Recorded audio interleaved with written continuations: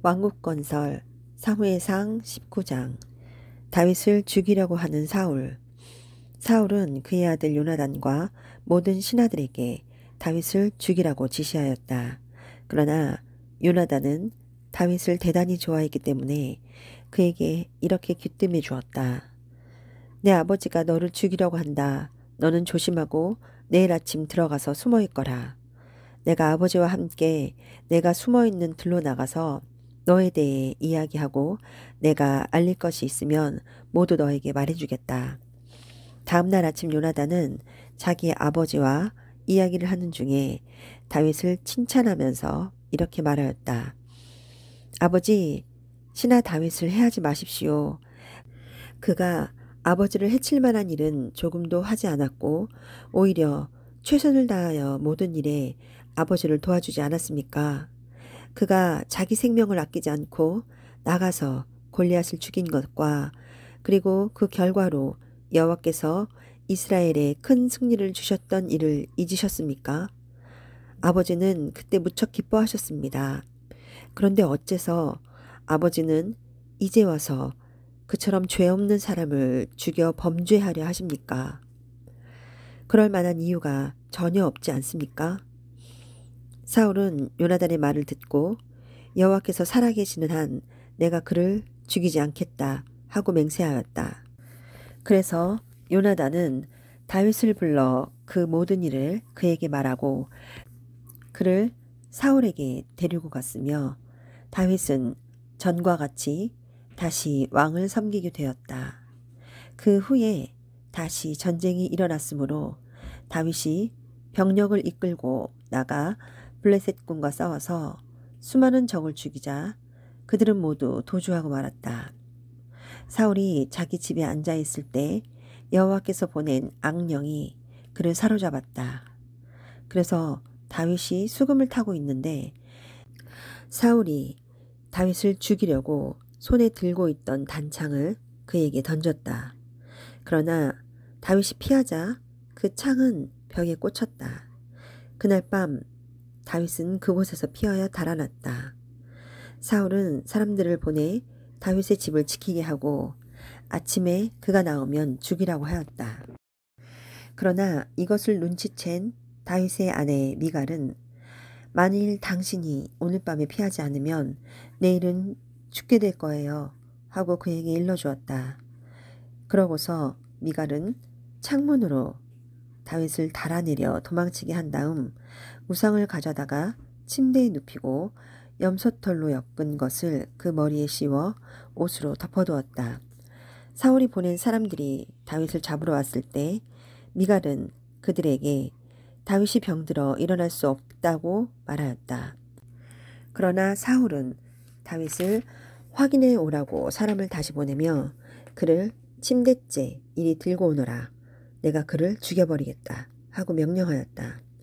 그러나 그들이 방 안에 들어가 보았을 때 침대에는 우상이 있었고 그 머리에는 염소털로 엮은 것이 있었다. 사울이 미갈에게 너는 어째서 나를 속이고 내 원수를 도망가게 하였느냐 하고 묻자 미갈은 도와주지 않으면 그가 나를 죽이겠다고 위협했기 때문에 어쩔 수 없었습니다 하고 대답하였다. 그 길로 다윗은 도망하여 라마로 가서 사무엘을 만나 사울이 자기에게 한 일을 모두 이야기하였다. 그래서 사무엘은 다윗을 나요스로 데리고 가서 함께 살았다. 다윗이 라마의 나요스에 있다는 소식이 사울에게 전해지자 그는 다윗을 잡아오라고 사람을 보냈다. 그러나 그들이 그곳에 도착하여 사무엘과 다른 예언자들이 예언하는 것을 보는 순간 하나님의 성령께서 그들을 감동시키심으로 그들도 예언하기 시작하였다. 사울이 이 말을 듣고 다른 사람들을 보냈으나 그들도 역시 예언하였다. 그래서 사울은 세 번째로 사람들을 보냈는데 그들도 역시 예언하지 않겠는가. 그래서 이번에는 사울이 직접 라마로 가서 세구에 있는 큰 우물에 이르러 사무엘과 다윗이 어디 있느냐 하고 물었다. 그러자 어떤 사람이 라마의 나요스에 있습니다 하고 대답하였다.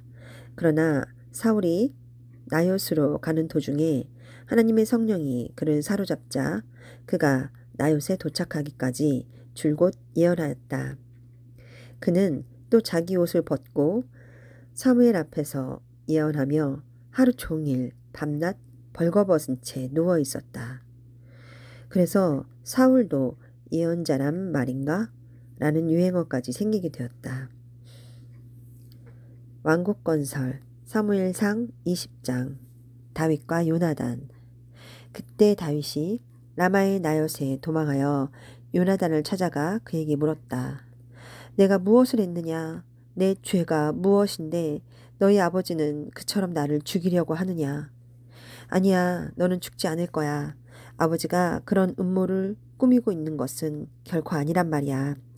아버지는 언제나 자기가 하는 일을 사소한 것까지 모두 나에게 말해주는데 이런 일이라고 해서 나에게 숨길 리가 없어. 결코 그렇지 않을 거야.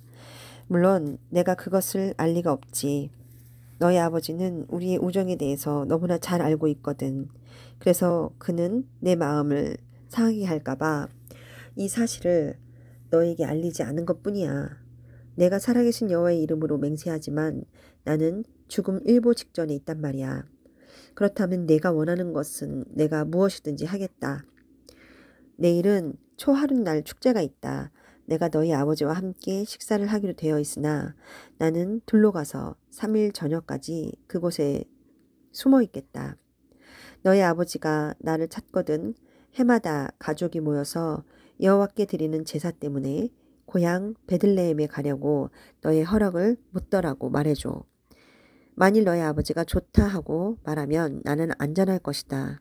그러나 너희 아버지가 화를 내면 그가 나를 죽이기로 작정한 줄 알아라. 너는 언약으로 맺은 나의 형제이다. 그러니 이 부탁을 들어다오.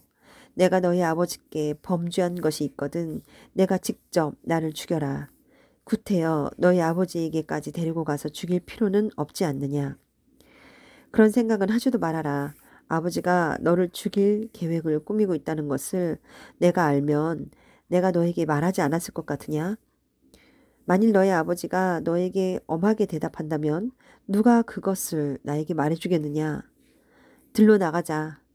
그러고서 그들은 함께 들로 나갔다. 그때 요나단이 다윗에게 말하였다.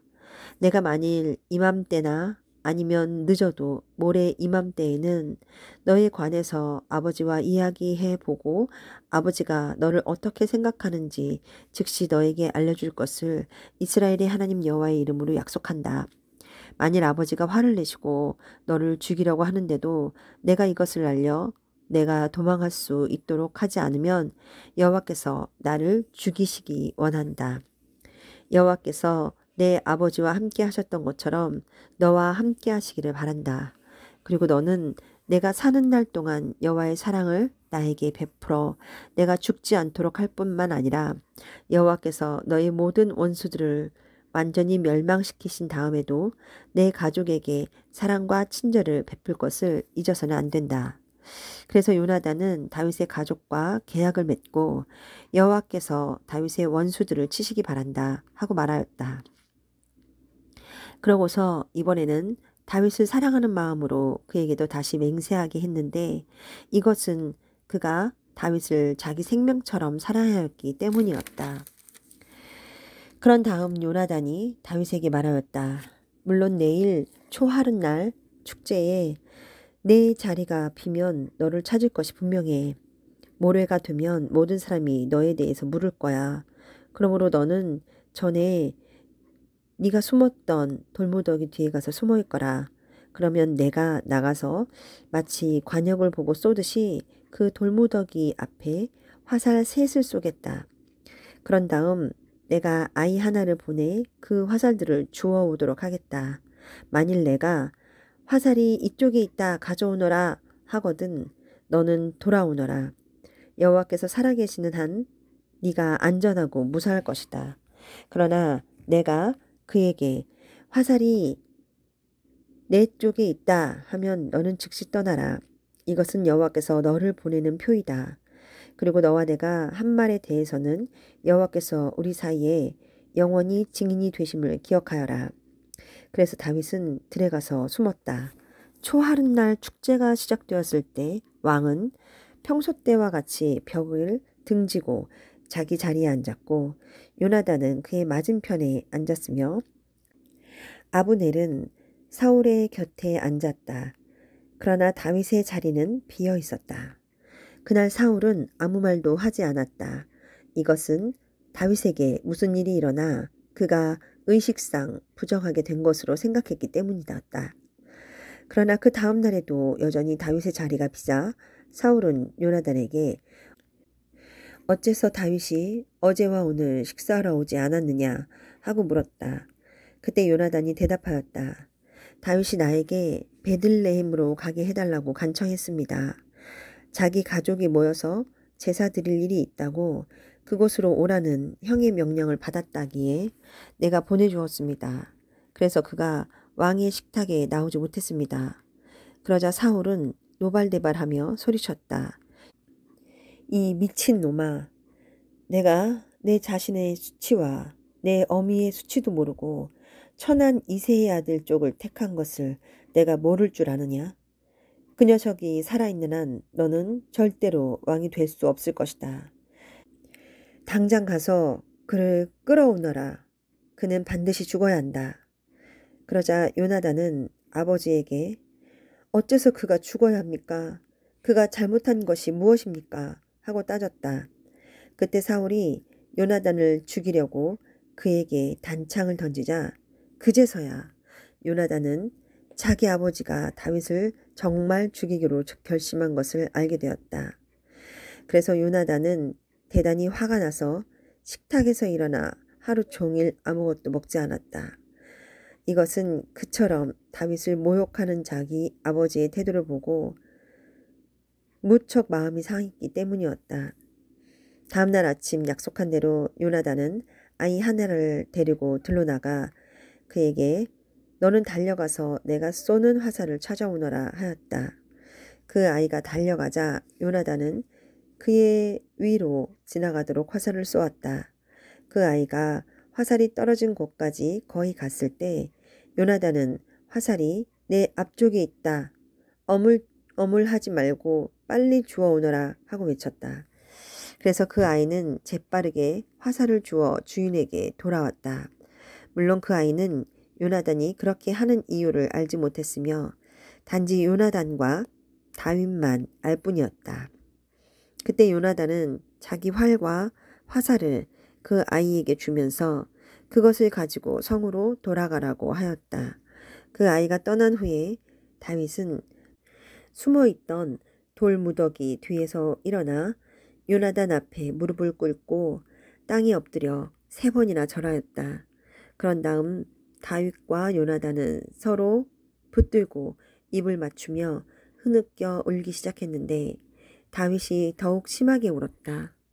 이때 요나단이 다윗에게 말하였다. 잘 가거라. 우리는 여호와의 이름으로 서로의 우정을 약속하고 너와 나 사이에 그리고 내 자손과 내 자손 사이에 여호와께서 영원한 증인이 되실 것이라고 말하였다. 그런 다음에 그들은 서로 헤어져 다윗은 떠나고 요나단은 성으로 돌아왔다.